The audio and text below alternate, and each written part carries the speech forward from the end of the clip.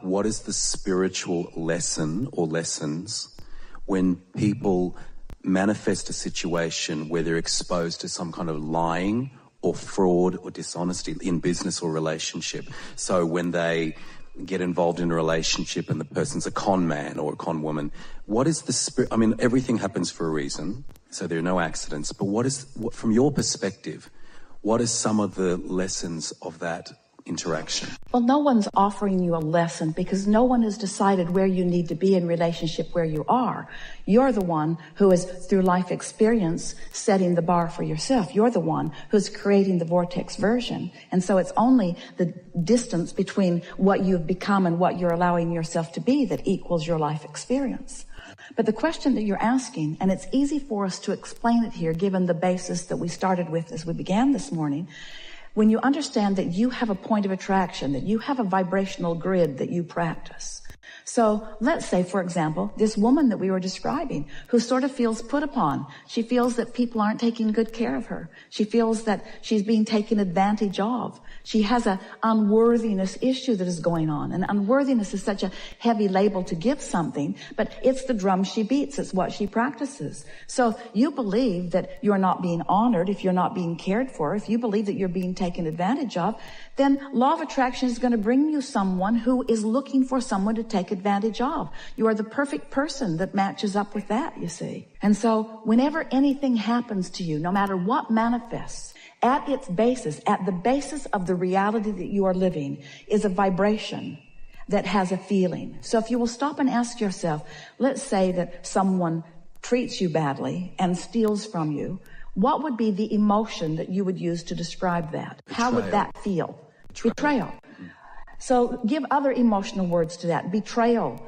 Rage, resentment, wrong, being done. The betrayal was the deepest one, wasn't it? Betrayal meaning victim, meaning not acknowledged, meaning not revered, meaning not blessed, meaning not worthy, meaning unworthy. And so if you've got that sort of vibration going on, in other words, once it happens, you can stop and say, well, wait a minute. It didn't just happen to me. It happened to me for a reason.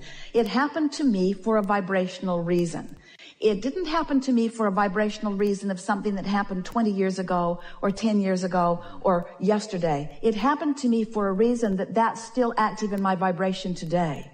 And if you will look, you will see plenty of evidence of that. If you will listen to the things you say are giving evidence to that all day, every day. When you begin to allow yourself some alignment that can come through 15 minutes of meditation, some alignment that comes from offering words of appreciation, of sort of ramping that up deliberately. When you pull into a place of business and you know that parking is at a premium and someone pulls out just as you pull in, note your worthiness. Note not your worthiness in the sense that you are being granted the parking place while the others are being denied it. Note your worthiness in the sense that your grid just filled in with something you wanted because you weren't doing something to block that. The inspiration of where you went, when you went, the way you turned. Now, many of you think, well, that's just so much of a coincidence or something that is so unimportant. But we say, practice those things. Notice those things. When you take the time to identify something wanted and you realize that you're not holding a steady vibration about it because you know what you don't want and you know what you do want, and you really know what you do want, but you really know what you don't want, and you want it, but you don't have it, and you want it, but you don't have it, and they don't have it either. But so you know where your vibration is, you know you're sort of all over the place, and then you deliberately start thinking more about what you want and feeling better about it. You start practicing it, and you notice the difference in the way you feel. Other people around you will begin to notice it too. And then something happens. Something will happen. Something will be realized by you that is different than it usually has been. And if you, and only if you, have been deliberately aware of what you were doing vibrationally, and if you have deliberately been shifting your vibration to feeling a little better and feeling a little better, when that manifestation happens, your sense of worthiness is going to go off the charts. You're going to, for a moment, know that you have accomplished your relationship with you.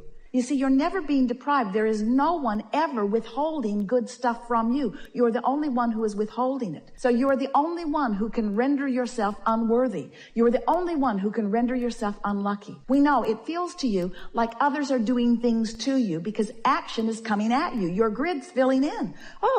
Your grid's filling in, and when your grid fills in with stuff you don't want, it feels like other people are doing it to you, and I wouldn't do this to me because I wouldn't want that to come to me. But your grid is filling in every time with what you're inviting by your practiced vibration.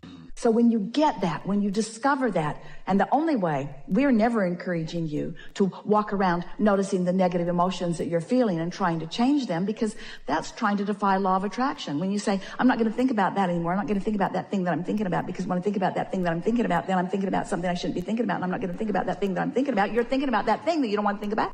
And law of attraction is making it a whole lot easier to keep thinking about that thing you don't want to think about, because now evidence about that thing you don't want to think about is coming. Now you're really thinking about it. Now you're talking about it. Now you're blogging about it. Now there's a momentum in everything that you're giving your attention to. So you have to decide that you're going to break the momentum, not by stopping thinking about that, but by beginning thinking about that.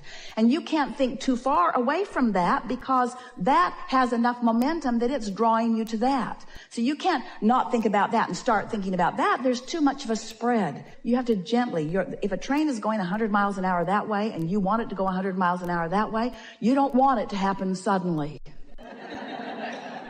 It would be hard on its contents. You know that the momentum will slow, and then you can begin again. And so that really is what changing the direction of your thought is about. It's about slowing the momentum that isn't serving you and then beginning the momentum that does serve you. Right. That's why getting into those general statements helps you the most. So slowly forgiving over time a situation of fraudulence and not trying to do it overnight, but just going, that happened for a reason. I invited it. It's teaching me how to go for what I do want, and doing it gradually. That's what we would do. We would welcome every negative emotion that we feel, because without negative emotion, you would not know positive emotion.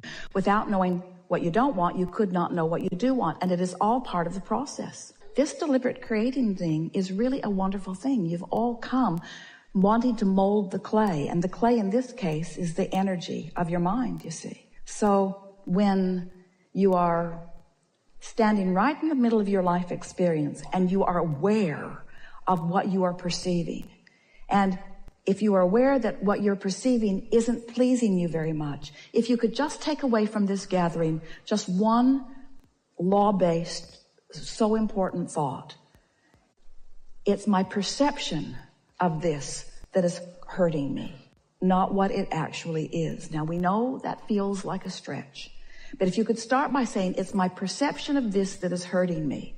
Because you see, you can control your perception. You can't control what you think it is. Yeah.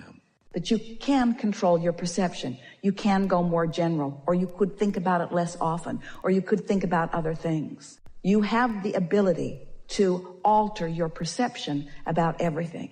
And there are a lot of you, even in this audience, who say, I didn't think I was supposed to be altering my perception. I thought I was supposed to be sort of evaluating the pros and the cons and the pluses and the minuses. And we say, yes, of course you're doing that, because that's how you come to your conclusions of preference. But it is not your job to get rid of the unwanted. It is your job to tune it out of your frequency. When you turn your radio on and you want to hear a particular broadcast, you don't condemn the other stations that are broadcasting. You just tune your tuner.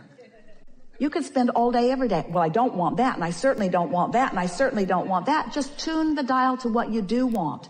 It will be there loud and clear. And the more often you tune that dial, then the more easy it will be. You'll have preset buttons for that all the time. In other words, it will just be easier and easier and easier. The universe is delivering to you. We started to say the universe will bring you what you want.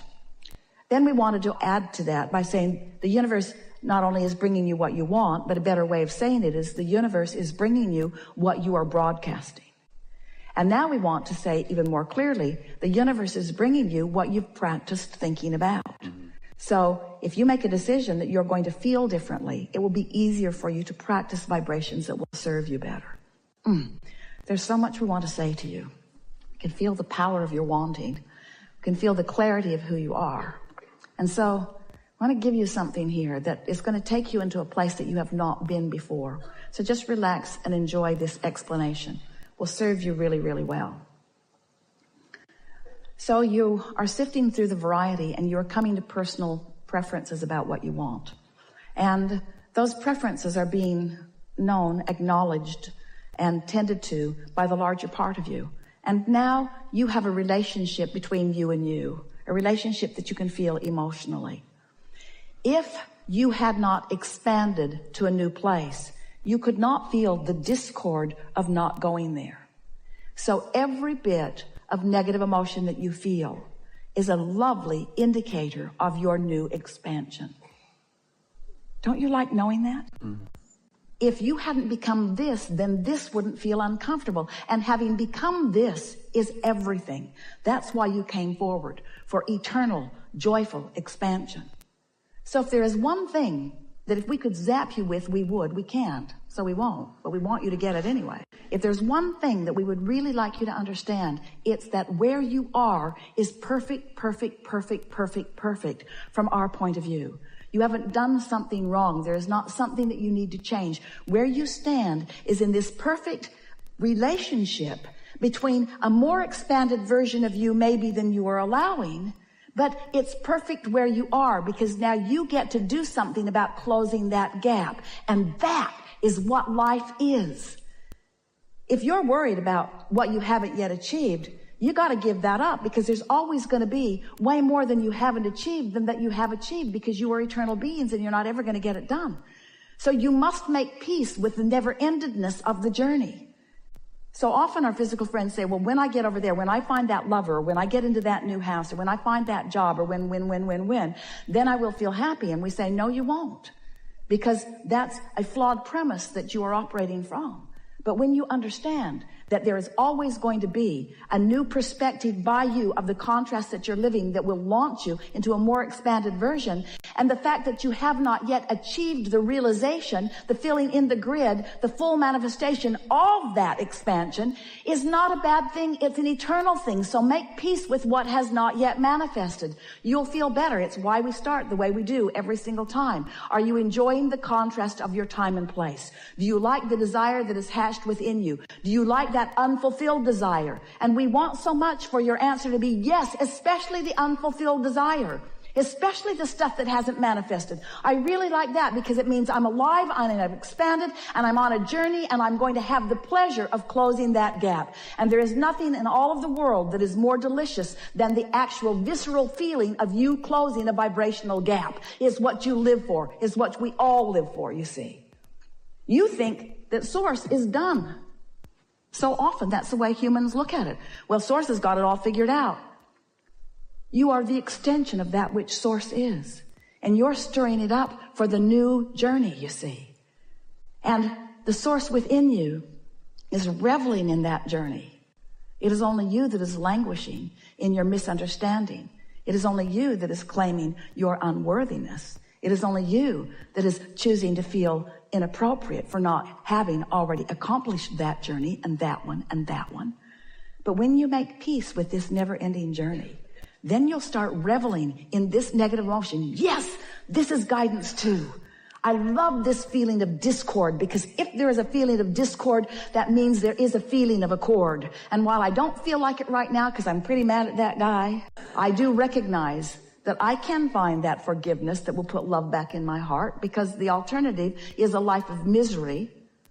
We don't want you to do it for them. We want you to do it for you. The most significant thing that you have asked from us here in this conversation is what is it that is at the heart of that discord? And it is, for the most part, a human decision to feel unworthy, and you're using as your reason the fact that you haven't yet achieved that. And we're here to tell you there's always going to be another that, and another that, and another that, and another that. So it's time for you to make peace with where you stand. And when you do, where you stand is going to look way better than it did right before you did, when you make peace with it. And then the energy will start moving, and you'll start having fun on that never-ending.